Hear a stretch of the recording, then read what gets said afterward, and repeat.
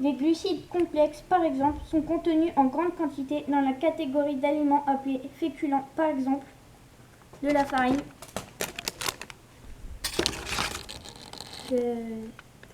des pâtes,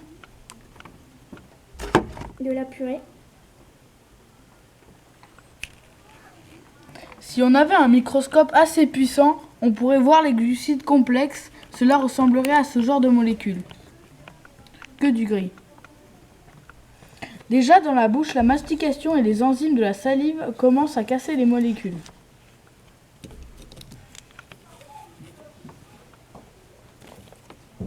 Puis, quand on avale, les glucides complexes passent par l'œsophage, puis l'estomac où il ne se passe pas grand-chose pour eux.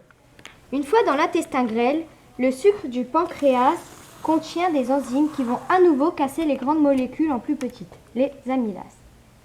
Le sucre intestinal, qui est fabriqué par l'intestin lui-même, casse en plus petits morceaux les os. Ce sont des glucides simples, comme le glucose. Ils sont assez petits pour être transportés à travers la membrane des cellules de l'intestin.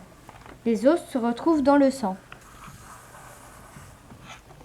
Dans le sang, les glucides simples, comme le glucose, arrivent directement dans le foie, qui les stocke pour plus tard et en laisse un peu dans le sang. Car dans le sang, il faut du glucose, mais pas trop.